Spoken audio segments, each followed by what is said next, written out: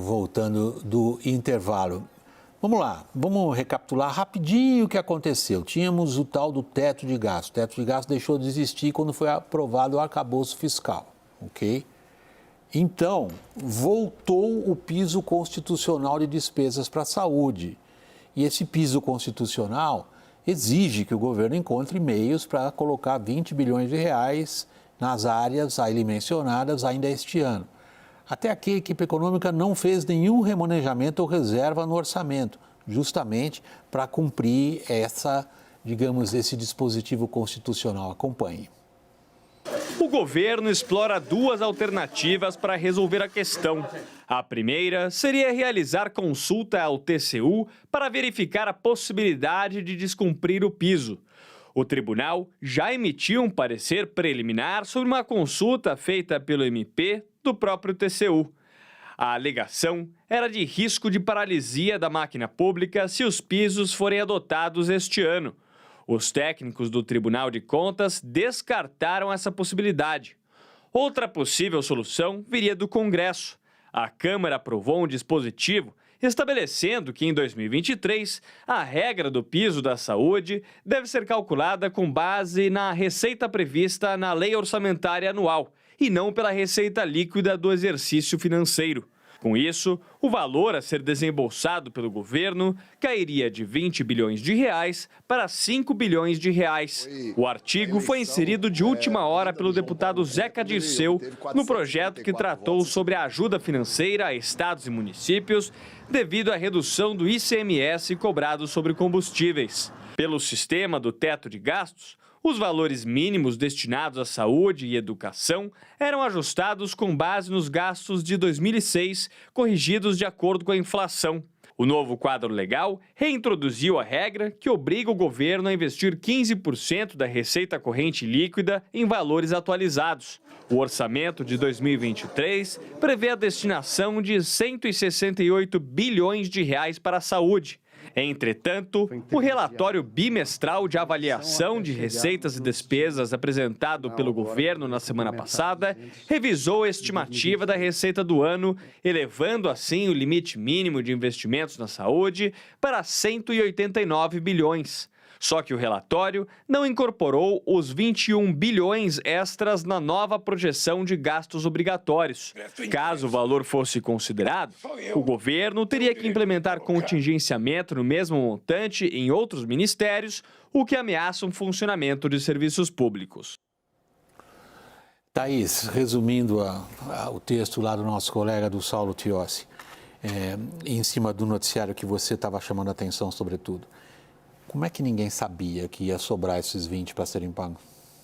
Sabia-se, William, mas o que ficou muito claro para mim, de todas as conversas que eu tive, é que erraram, não se deram conta e não fizeram nenhuma previsão de adiamento da volta dessa regra quando assumiram e votaram a PEC da transição no ano passado.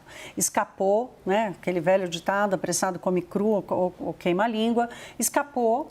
E a necessidade de aprovar rapidamente, porque a PEC da transição, ela tinha alguns objetivos, né? Dois principais. O primeiro, acaba o teto de gastos. E o segundo, libera quase 200 bilhões de gastos. O resto, os detalhes, a gente vê depois. Só que esse detalhe era crucial e o governo não se deu conta. Então, a minha percepção é de que deixaram escapar mesmo, foi um erro. E a ideia agora, eu perguntei, por exemplo, a um assessor da equipe econômica, por que vocês estão resistindo a assumir esse risco na previsão de despesas, por exemplo, para esse ano, que daria mais transparência?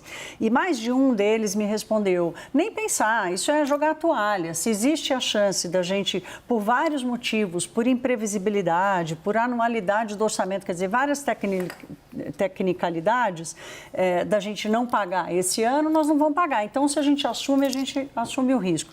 Aí eu questionei um deles sobre esse ponto da imprevisibilidade. Eu falei, mas como imprevisibilidade? Isso estava foi feito lá na PEC da transição. Já se sabia, né? Aí disse, olha, mas é que a PEC da transição diz que o governo tinha até agosto para apresentar o arcabouço fiscal, a discussão ia ser até o final do ano, quando viu já passou. Ué, mas foram vocês que anteciparam. Então, a minha percepção aqui, William, que é o seguinte, existe uma consulta pronta para ir ao TCU. Um procurador do Ministério Público do TCU tentou fazer essa antecipação, foi lá, questionou, disse, olha, se essa regra valer, vai ter um shutdown. O corpo técnico do TCU falou, não tem paralisia, coisa nenhuma. O governo tem uma consulta pronta ao TCU, foi atropelado pela decisão do Zeca Dirceu de tentar dar uma consertada no negócio e agora ele está com as mãos para debaixo da mesa, esperando para ver o que vai andar primeiro. Se o Congresso Nacional acata a decisão do Zeca Dirceu, aquele jabuti, de dizer, olha, faz uma conta diferente aí que o gasto vai ser menor.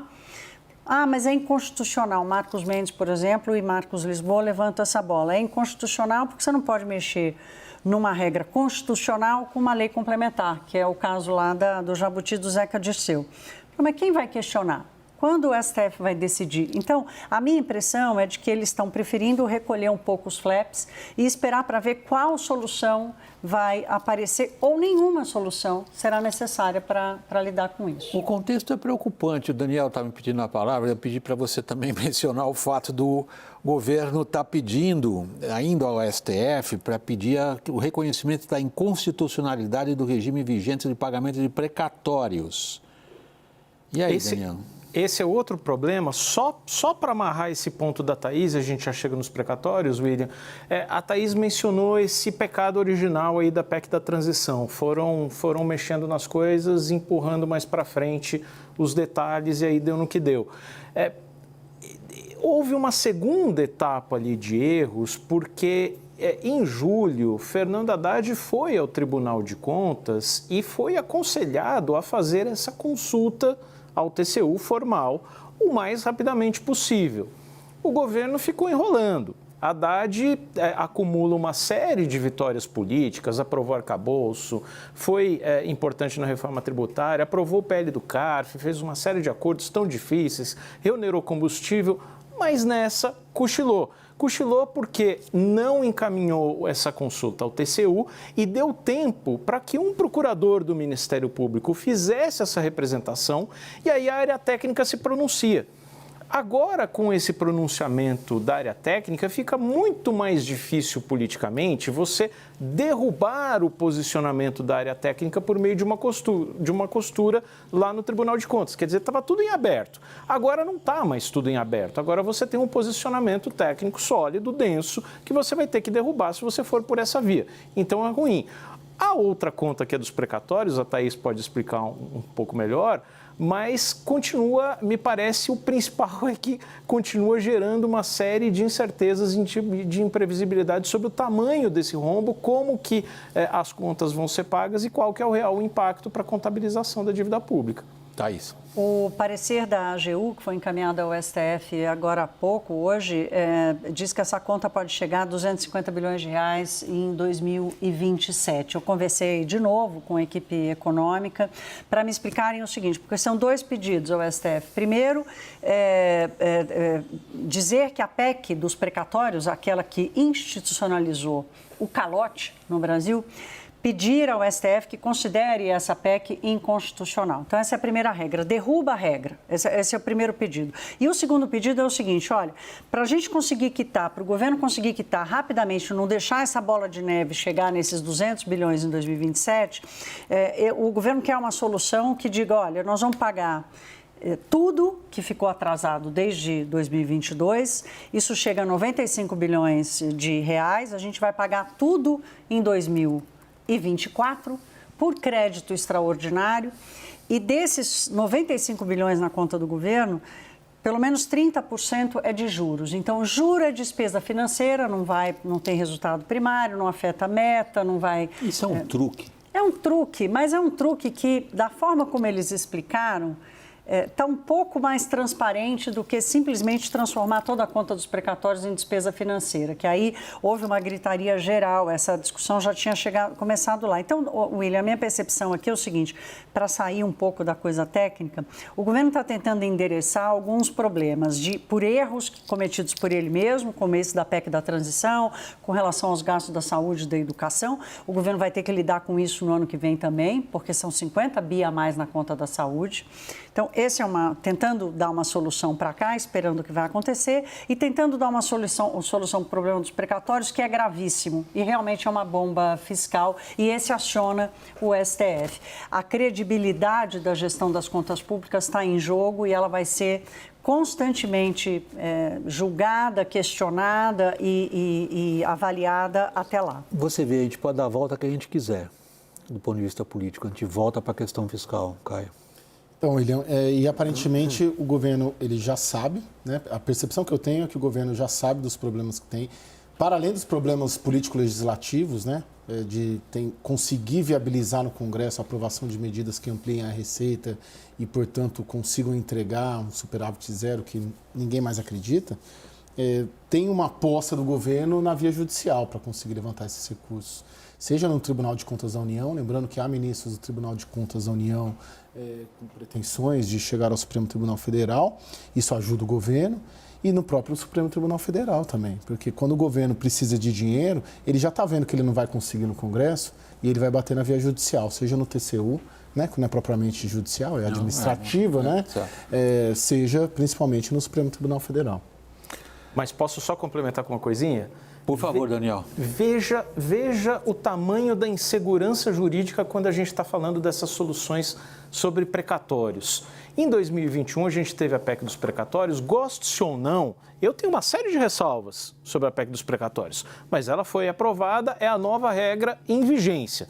Aí digamos que algum investidor compre ali papéis que ele fala assim, puxa, que esse precatório só vai ser pago em 2040, deixa eu pagar aqui um desconto de 80% para quem detém esse precatório, porque eu consigo quitar uma série, posso comprar um imóvel da União com esse precatório pelo valor de face, então eu compro por 20% do que ele vale e o pagamento é em 2040 e eu uso o crédito inteiro para pagar a União, a compra desse imóvel, a concessão de um aeroporto, por aí em diante. 2 anos depois vem uma consulta ao Supremo que diz, não. Isso tudo que você formatou não vale mais nada. Você pega esse precatório e espera até 2040 mesmo para receber.